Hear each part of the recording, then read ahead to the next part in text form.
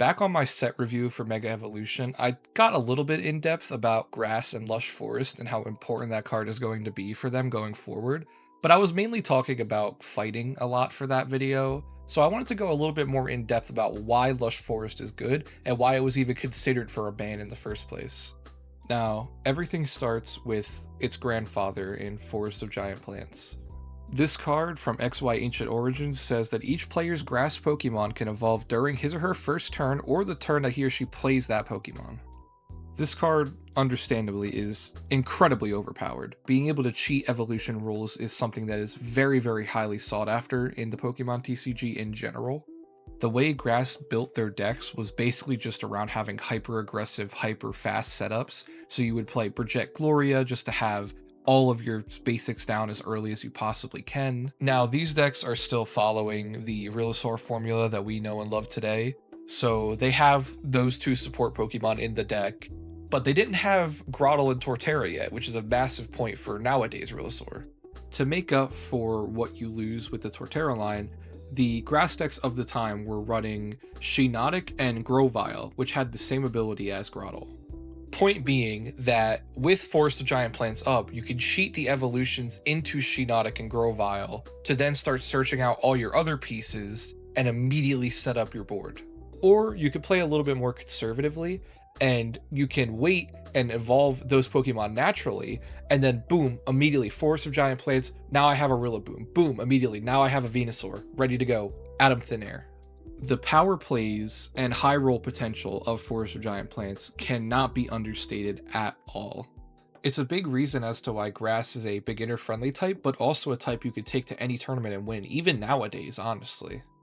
Not to mention, Grass had Le Parfum Roserade at the time as well, and with Forest of Giant Plants up, that turns that card into teammates if you play it down and then have a way to pick it back up to play it down again.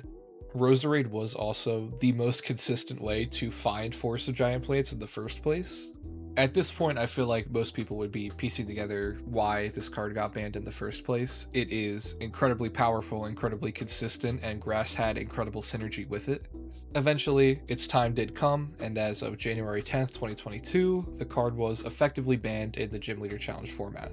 The main reasoning being that Roserade made it so consistent, and having multiple Pokemon that searched other Pokemon out of the deck just made early checkmate scenarios so frequent. So for the health of the game, I think it had to be done. I mean, it was just creating non-games left and right. And then Grass had Torterra on the horizon, and that card would have 100% broken it. FOGP was banned a little over a month before Brilliant Stars would release, which had Torterra in it.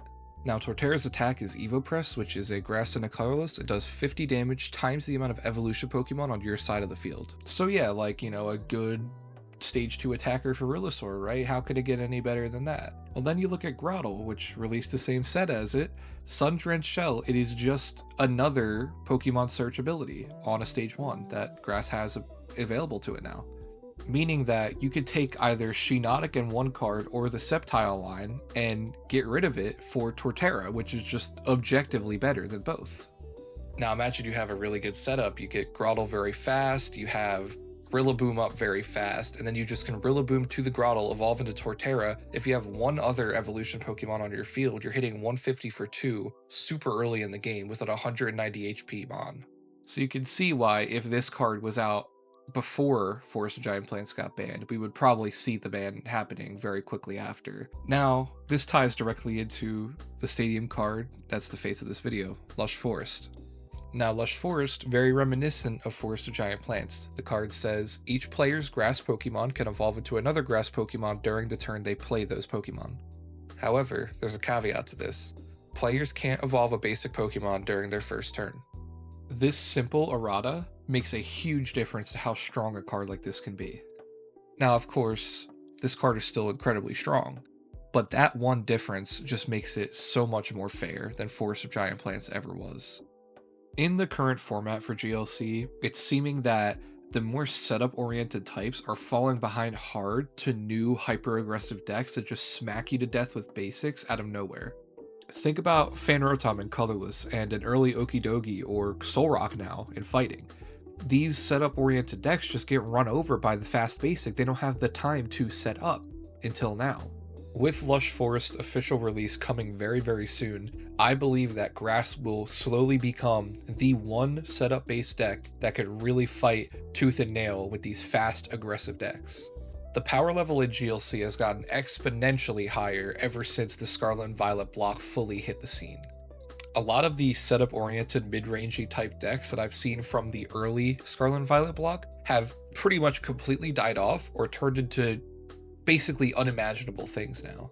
We were getting to a point where even Rillasaur, like how I said earlier, it's one of the most tried and true good setup decks out there. It was having a really tough time in a lot of these tournaments because the format's too fast. It's too fast for them. Now that Rillasaur has Lush Forest at its fingertips, I can see this deck really coming back hard. It's going to have ways to finally get around losing 2 prize cards early in the game. To wrap it up, I want to talk about some varied ways to use the card and also some varied decks that you might see more of with this new buff. So obviously we've gone over just using it to get early, strong setups, but I think there's another really, really good way to use this card. That way being recovery. If you have a stage 1 or stage 2 that goes down, you're able to immediately use a card like Lana's Aid, get them all back to hand, and then just put them all back down. This is a huge buff for stage 1s in Grass especially, since Grass also has Revitalizer, which is just put 2 Grass Pokemon from your discard pile into your hand. So you could get any stage 1 and just put them right back down if they die. And a really good stage 1 in Grass is Cherrim. I know a lot of Cherrim based decks have made their rounds, especially when new cards that could really use the acceleration come out. But the main issue with those decks was that once Cherrim got boss KO'd, you were floundering for multiple turns. Now you just use a card like Teammates, find Revitalizer plus Lush Forest, and then boom, you have your guy right back. It's so important for those types of decks. I think Cherrim decks just got so much better out of nowhere. The other deck that I think will get a little more play is Special Condition Spam Grass. It's very janky and very funny, but it always had a lot of setup to it. But now if you use Forest more aggressively, you can get cards like Victory Bell and cards like Loopy Lasso Venusaur out of nowhere. It is going to be so fun to have those cards early in the game. Final thoughts, I don't think that Lush Forest will be banned. I think it's a very healthy card to have in the format, and I am super, super excited to see what comes out of it. I hope you're as excited as I am to cook up some new grass decks, and as always, good luck with your builds.